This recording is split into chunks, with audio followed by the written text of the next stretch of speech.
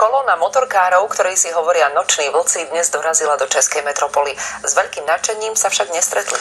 Odporcovia im chceli prejazd Václavským námestím prekaziť. Vlci, ktorí majú blízko k prezidentovi Putinovi, tam chceli osláviť výročie ukončenia druhej svetovej vojny.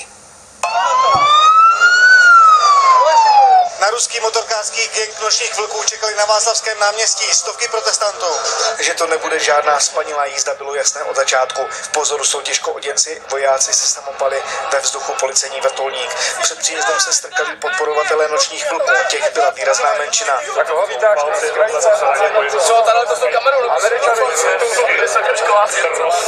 Přišel jsem podpořit noční vlky. Ten, kdo propaguje Putina, tak mi určitě nevadí. A proti ním stáli odpůrci průjezdu nočních vlků Václavským náměstím. Ti přinesli transparenty, mimo jiné obřího prezidenta z Putina s knírkem připomínajícího Adolfa Hitlera, z řády s hákovými kříži. Je to Putler, je to Putin, má knírek, má hákový kříž, má rudou hvězdu a ukazuje to podstatu jeho režimu.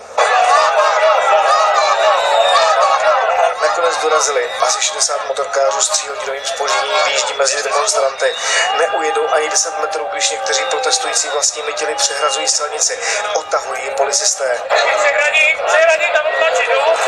Tady zůstává, tady projdou. Když ještě taky dal si. Musí tady to vyhladit, se vám můžou projít tady.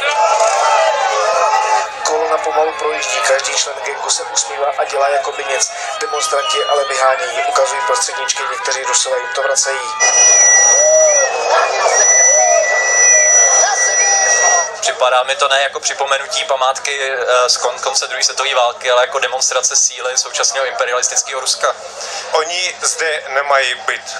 Ze dvou slavnostních koleček po Václaváku se jízda přeměňuje v jeden super rychlý okruh. Motorkáři spěchají pryč, jejich další zastávkou bude Berlín. Martin Krpač, televize Joj, Praha.